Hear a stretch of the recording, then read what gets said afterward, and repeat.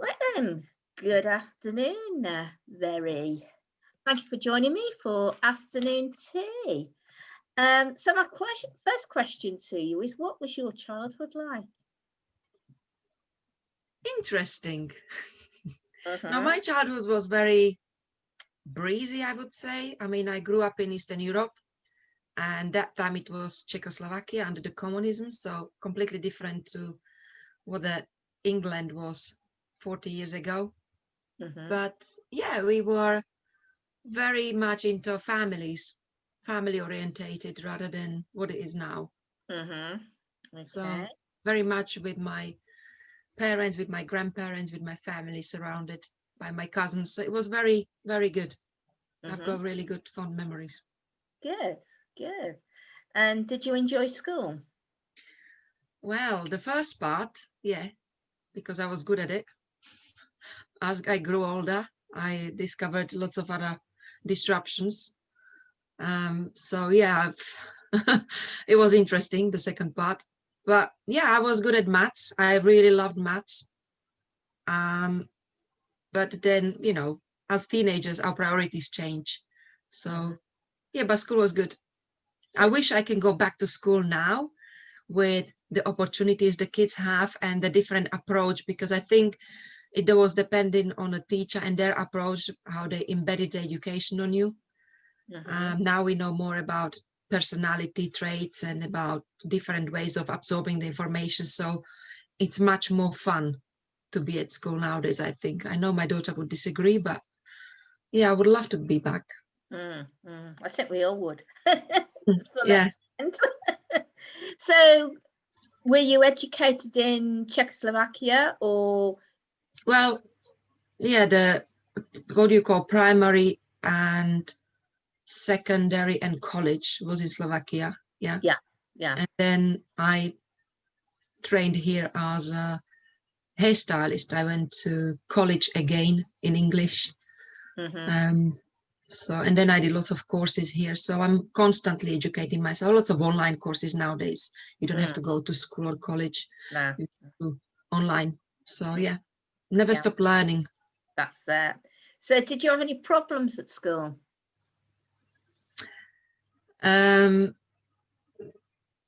Problems in a what way? Looking back, I wish I spent more time there. And I wish I joined more sports, more team sports to build the team camaraderie. I was more playing piano and do maths, so that was a bit different. But problems, I don't know. I mean, when you are a teenager, when you are a kid, you've got different problems too. What you see as an adult. So I think I was quite easy to deal with as a student. Okay. And have you got any siblings? Yeah, I've got my sister. She lives in Sydney, in London. So my parents got it sorted for long haul and short destination visits. Weekend away or 3 months in the sun. So your sister's younger than you, is she, or is she older? Younger. So how many years difference is there between you and 4? 4 years. So what was it like for you being a 4-year-old and having a baby sister? Was there any jealousy there? Or? Yeah. It was a challenge. It was a challenge. I'm not going to deny it. And it's sort of like not competing, but we never really gelled like sisters do. I think the gap was too big. Because whenever I started a sort of education, she was always left behind. And by the time I finished, because it's in lots of 4 years, we never joined anything together. It was always me leaving and she joining. So we, even after I've left home, we became like friends. And we can go by months, sometimes even years, not speaking to each other. Because we communicate through my mum. We both are in a contact with my mum, with my parents, and she reports back. So we are in touch, but then whenever we pick up the phone, it's like we pick up where we've left it off. So Yeah. So it's not a problem communication wise. It's just the time difference doesn't help. Because I bet when I've got time, she's got school run, and when she's off, I'm on a meetings or with clients, you know, so that doesn't help. No. So, but yeah, we are close. We know of each other and we are supporting each other. Okay, so you went on to further education. You didn't go to university? No, I didn't, and that's my regret. In life. I mean, not for the education as well, but for the fun. The uni years. But you know, hindsight is always. What can I say? I'm never gonna get the time back. No. So you went to further education and did your hairdressing, and then your first job, I assume, was in hairdressing, was it? First job in England?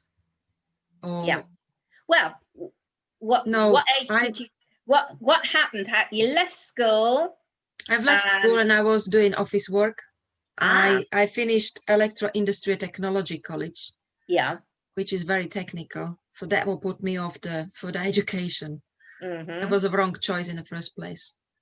But I did lots of secretarial work, lots of things. And my best job back home was for PepsiCo. So I was working in sort of finances stroke marketing kind of role. And I came to England because of English. And I landed in all sorts of various jobs. When you can't speak English, you don't have many choices, not 25 years ago anyway. And then I met my future husband when we decided we're gonna give it a go, got married and decided for England to be our destination country. I had to think fast on my feet, like, what can I do? I don't want to be doing waitressing for the rest of my life. And my English wasn't good enough to go to office. So I was offered a job in a hair salon. And basically I thought, well, I like the creativity. Money's not bad. You can work alongside children. That was my main thing, because no family and school run, pickups, drop-offs. I could see how the women are struggling. So that was part of my decision why I went into hairdressing. So I did a college and then I did further education in town in West End, and just start from there until lockdown. Until lockdown. Okay. So was that were you self-employed as a hairdresser? When recently. Recently. So you became self-employed as an hairdresser. And that was your first self-employed business, was it, the hairdresser? Yes. Yeah. And then you said in your bio you had 3 life-changing experiences. Yeah. So what were those? So first one was moving to the UK. I came with 2 bags and no English, and I think £300 in my pocket. And no internet, no mobile phones, no family, nothing. So I had to really fight for myself, which, you know, it's a good experience, but would I do it again? Probably not. But I was 25 years younger, so different. Second one was having my daughter. So that taught me a lot, and she is still teaching me a lot about myself and bringing the best out of everything. She's a darling.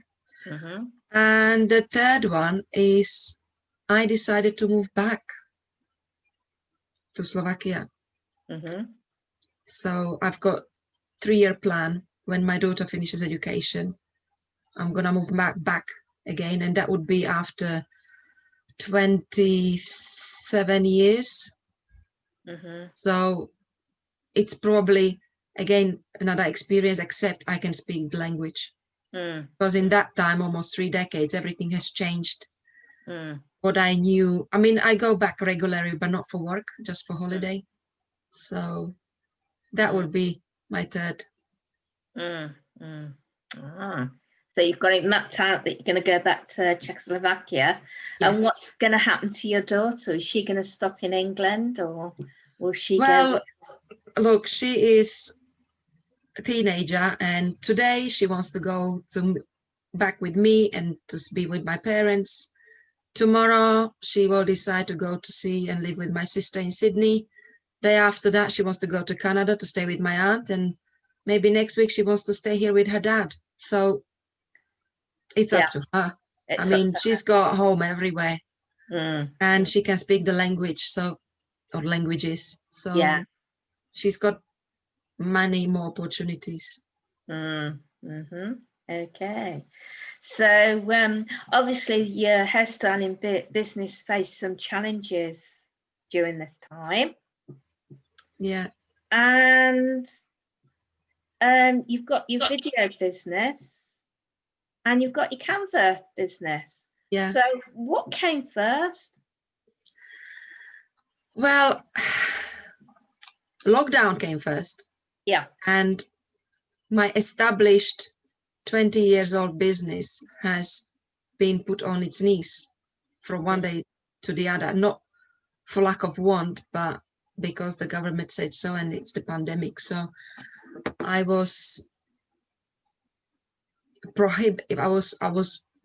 was crime for me to work, basically.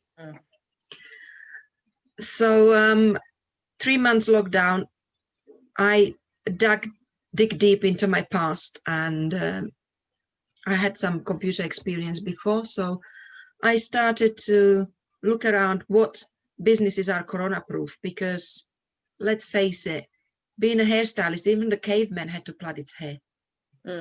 It's like you pick up the scissors, you don't need to speak the language, you can earn money. This is probably the first time in a history of mankind that hairstylists can't earn their living. So that made me think fast, again on my feet, what else can I do without spending too much money, retraining and time? And I came up with a Video&Bits. Now it's a sort of a hybrid of a business. I basically help business owners with their visual representation of their business, meaning I can show you how to do video animations for your social media posts. I'm not social media agency, management agency to create the content and post it for you, but I can show you how you can do it faster, quicker, and more effective.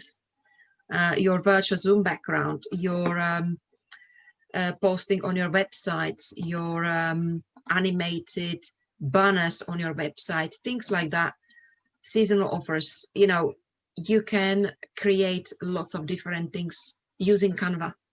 Yeah. It's just amazing tool. I really, really love. These are just some of those seasonal backgrounds I did. And there is just one of the things I can also do animated videos using still images and logos and pictures. So there is lots and lots and lots to do. So I'm sort of a videographer without video camera, or video animator, cross between the printer, the video animator, and graphic designer.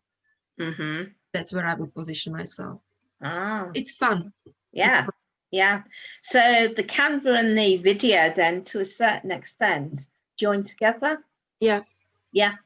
And it also helped me with my social presence with my other business, which is a wholesale of hair products for professional hairstylists and salons. So I've got license for products I import from Brazil, and I teach usage of the products. I'm probably the best trainer and best educated person in UK, maybe in Europe, about these products.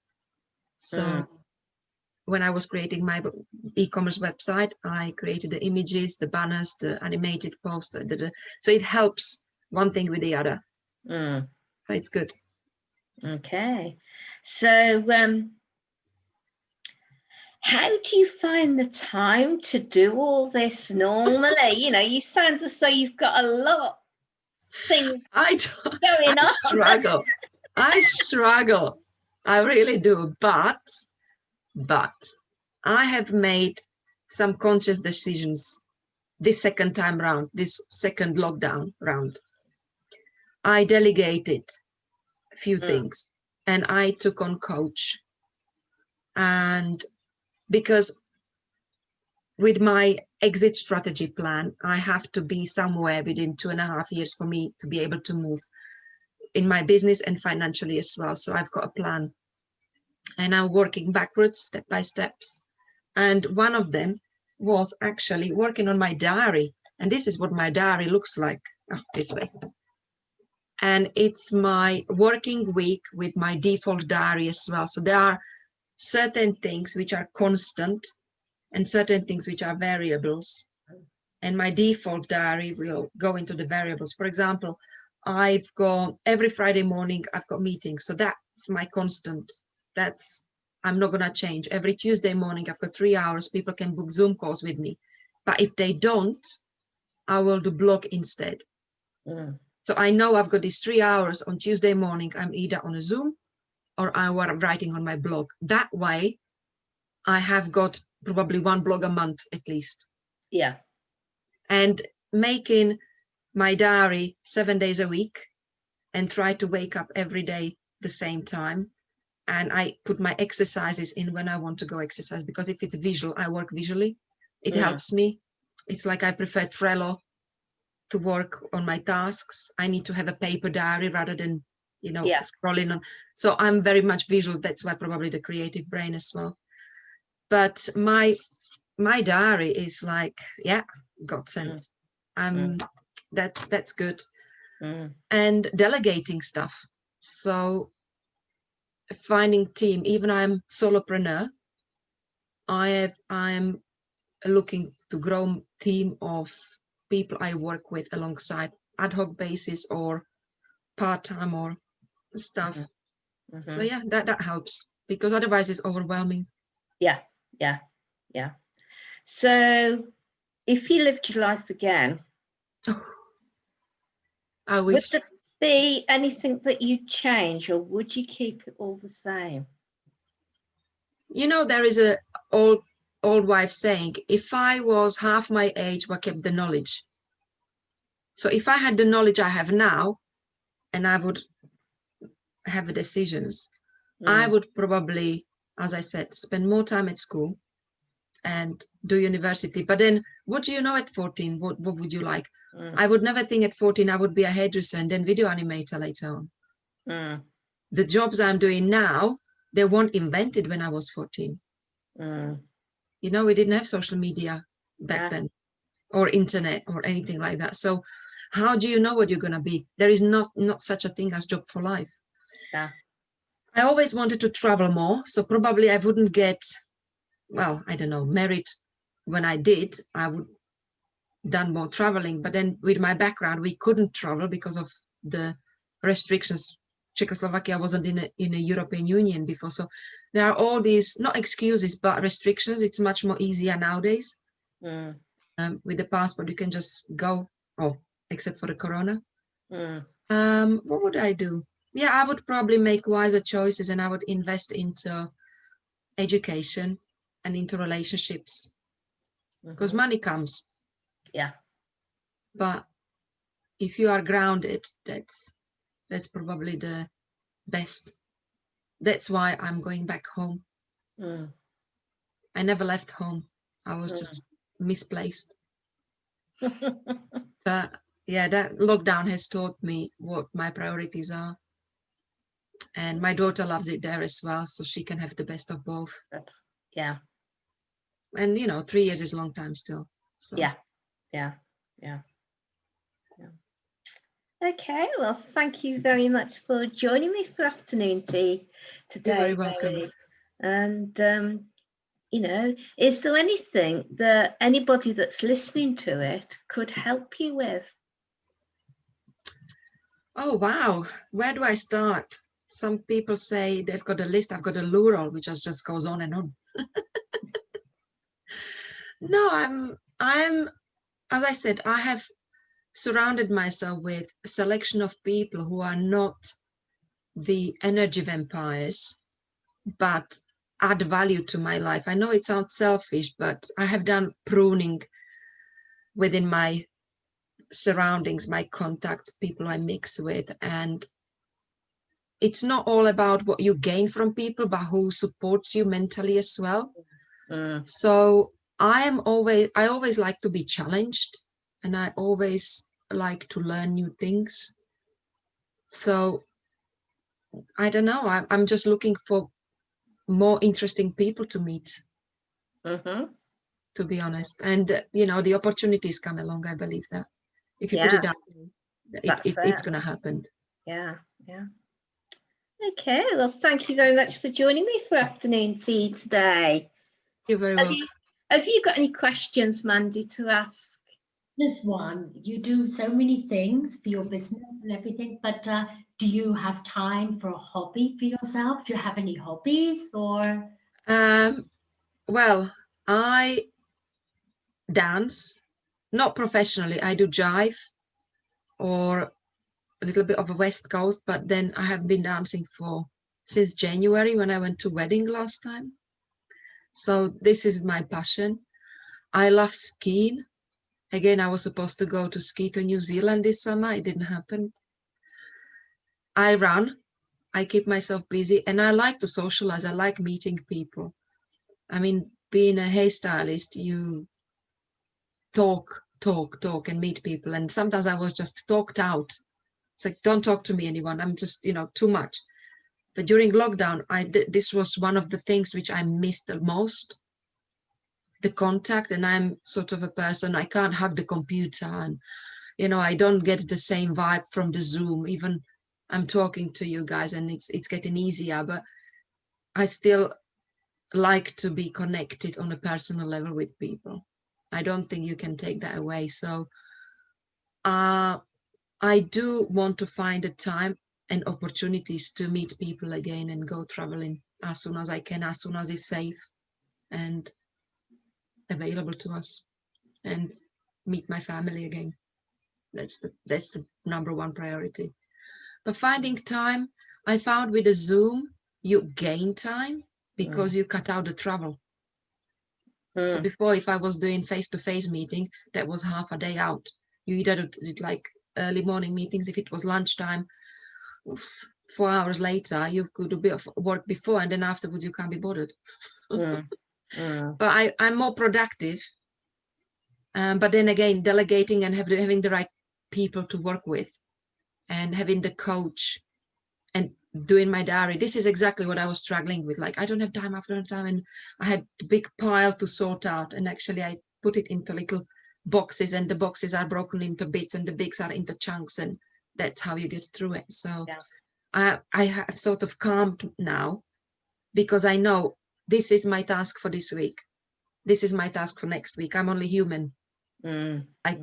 If I'm just trying to do everything at once, that's when nothing gets done. So that's how I dealt with it. Okay. Well, thank you very much for joining us today, Vieri.